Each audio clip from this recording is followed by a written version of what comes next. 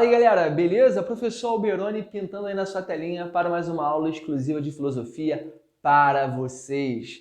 Na aula de hoje, nós vamos falar sobre as propostas filosóficas de Immanuel Kant. O que acontece, né? Dentro da filosofia, os dilemas teóricos entre empirismo e racionalismo continuam presentes nas discussões, né? Até hoje as discussões filosóficas caminham por esse lado. Então, quando eu vou falar dessa questão, a gente tem que destacar a originalidade de Immanuel Kant, que com seu exame acurado das possibilidades de conhecimento, aponta as limitações do empirismo e do racionalismo. Bom, nessa videoaula aqui, eu vou examinar as razões que fizeram de Kant um dos mais importantes pensadores da história da filosofia. Para isso, meus amores, devo esclarecer inicialmente como se origina a filosofia kantiana. Preparados? Vamos lá então. Bom, estimulado pelas reflexões de Hume, Kant lança-se em direção a uma complexa tarefa, a de responder às seguintes questões. Vamos lá ver que questões são essas. Até onde a razão humana pode conhecer? Quais os limites do conhecimento? Qual deveria ser o primeiro objeto de preocupação do filósofo? O que é conhecer? Como adquirimos conhecimento? Devemos admitir que o conhecimento deriva exclusivamente da razão? Ou devemos acreditar que nosso entendimento é afetado pelos objetos empíricos, gerando as ideias que temos sobre as coisas existentes? Então, são várias questões que ele levanta. E essas questões representam somente uma parte do empreendimento filosófico desenvolvido por Kant em sua principal obra filosófica. Que obra é essa, tio Alberoni? É a Crítica da Razão Pura, galera. A palavra crítica, empregada no título da obra, deve ser devidamente esclarecida. Então vamos lá, vem comigo. Primeiro, por crítica, Kant entende o exame acerca dos limites da razão. Isto é, trata-se de investigar até onde a razão pode, com legitimidade, se pronunciar sobre a realidade. Sendo assim, uma filosofia crítica, meus amores, tende primeiramente a identificar os limites da própria razão. Então já começa ele, está olhando os limites da própria razão. Por razão pura, o Kant entende somente o esforço em direção ao saber, ou seja, em direção ao conhecimento que possa ser apresentado como verdadeiro, pois se reveste da famosa necessidade da questão da universalidade. Então, analisando o nosso entendimento aí, Kant se depara com dois tipos de conhecimento. O empírico, né, que ele vai chamar de posteriori, e o pure, que é o a priori. O conhecimento a posteriori surge da experiência e nela se fundamenta para justificar as proposições declaradas. Quando falamos coisas assim como o carro está se movendo em alta velocidade ou a luz da varanda está acesa, estamos emitindo um conhecimento que pode ser reduzido aos dados fornecidos pela experiência sensível. Em ambos os casos, eu só declarei aqui algo após ter o testemunhado mediante os sentidos e ter recolhido algumas informações que possibilitaram o meu juízo, a análise da questão. Ou seja, essa análise está atribulada aos sentidos. O outro tipo de conhecimento é o chamado de puro ou a priori, porque depende do anterior. Em nada depende da experiência sensível. Esse tipo de conhecimento pode ser exemplificado por proposições como duas coisas iguais a uma terceira são iguais entre si. É lógico. Ou o todo é maior que a parte. Sacaram? Olha o que está ocorrendo. Nessas proposições, temos aí o que Kant chama de exemplos de conhecimento universal. Analisando a primeira proposição que usamos aí como exemplo, nada afirmamos aí com relação às coisas que estão sendo igualadas. Em nenhum momento eu disse o que está sendo igualado a primeira com a terceira parte. mas sim que qualquer coisa que possa ser igual a outras duas acaba tornando todas iguais entre si. Não importando que coisa é essa que você está falando. Isso é um princípio da universalidade. Bacana? Assim, essa forma de conhecimento se apresenta como necessária. Como assim necessário? Afinal, galera, em quaisquer condições, duas coisas iguais a uma terceira implicam, logicamente, necessariamente, que as primeiras são iguais entre si.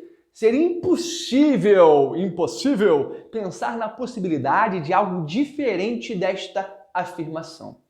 Por isso, dizemos que ela é o quê? Necessária. Eu não posso dizer o contrário. Mediante, meus amores, a essa distinção, podemos afirmar que a experiência sensível jamais expõe verdades necessárias e universais. As verdades dessa ordem devem ser derivadas da razão. Sendo assim, o Kant estabelece uma segunda distinção. Para ele, os sujeitos racionais lidam com dois tipos de juízo. São dois. Quais são eles? Os analíticos e os sintéticos. Por um juízo analítico, ele entende uma declaração na qual o predicado já está contido no sujeito. Professor, no português isso não é possível. Estou falando de filosofia. Presta atenção. Por exemplo, todo homem calvo é homem. Ou, vamos ver, toda rosa vermelha é rosa. Notamos que nessa espécie de juízo, basta analisar o sujeito da frase para conhecermos o que está contido no predicado. Em outras palavras, o exame de um juízo analítico revela que o predicado já está contido aonde? No próprio sujeito. Toda rosa é rosa. O predicado já está contido no sujeito. Os juízos sintéticos, por sua vez, são aqueles em que o predicado não está contido no sujeito. Ou seja, neles o conhecimento deriva da combinação entre sujeito e predicado, uma vez que o predicado traz um novo conhecimento, alargando nossos horizontes acerca dos fatos presentes na natureza. Assim, galera, os juízos sintéticos, portanto, eles derivam da experiência e permitem enunciar coisas como toda quarta-feira chove aqui na Taquara. Ou seja, você vai observar a nota e vai estabelecer essa verdade. Estabelecidas essas distinções, Kant introduz uma novidade à classificação dos juízos possíveis, tá bom? Então vamos lá. Vamos analisar essas distinções kantianas. Ao analisar essas distinções kantianas, atingimos a seguinte conclusão. No âmbito da experiência, apenas lidamos com conhecimentos possíveis ou prováveis. E a certeza está circunscrita somente ao plano puro, que é o plano da razão.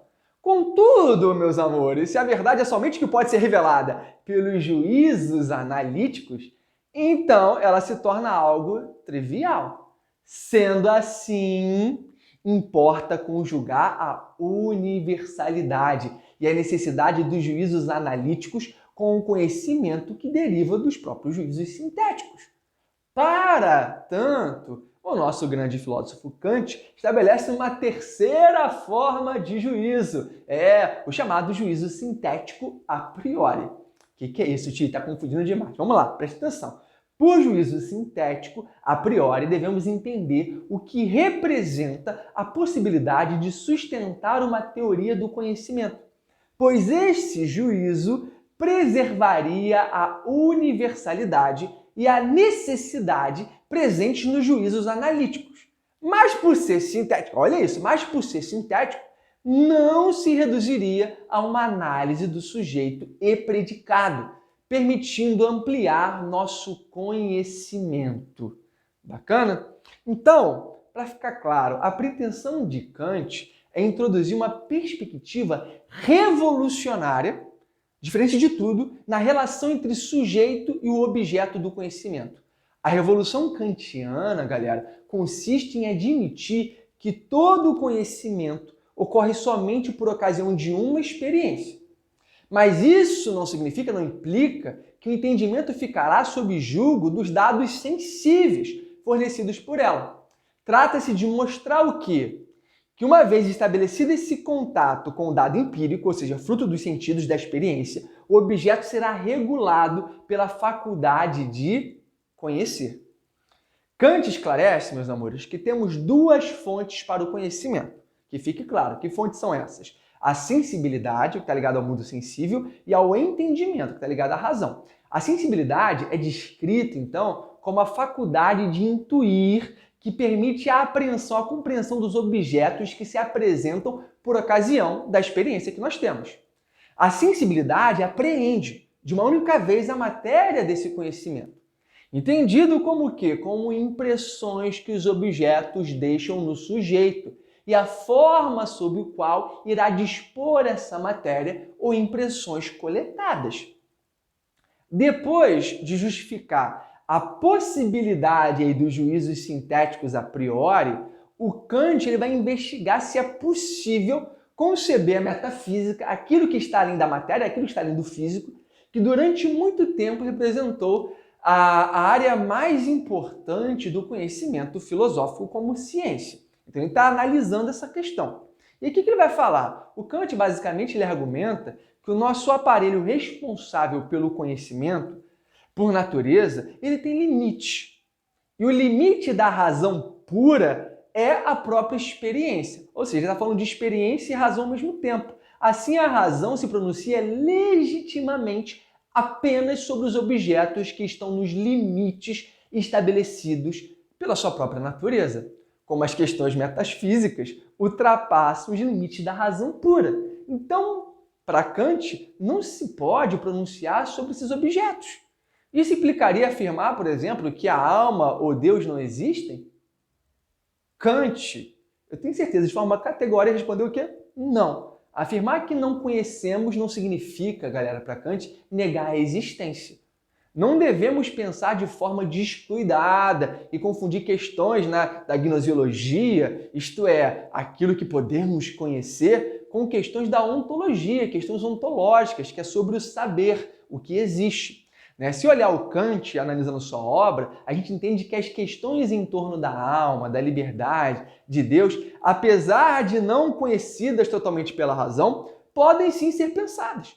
Segundo Kant, meus amores, é absolutamente necessário se convencer da existência de Deus e da liberdade. Mas não existe nenhuma necessidade de se provar a alguém a existência de ambas as coisas.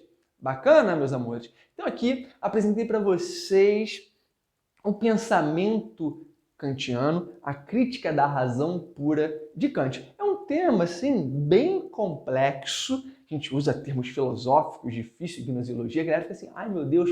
Então esse é um vídeo que vocês vão ter que assistir mais de uma vez. 2, 3 vezes, realizar anotações. A gente já teve um encontro sobre esse vídeo, a gente já teve um debate, uma aula online, ao vivo, sobre esse assunto. Espero que vocês lembrem para resgatar durante essa explicação. Eu quis aprofundar bastante, explicar detalhe por detalhe desse pensamento de Immanuel Kant. Relaxem, eu sei, filosofia é difícil, mas qualquer dúvida, manda mensagem pelo chat que eu vou tratar de respondê-las. Valeu, galera! Beijão, até a próxima. Tchau, tchau.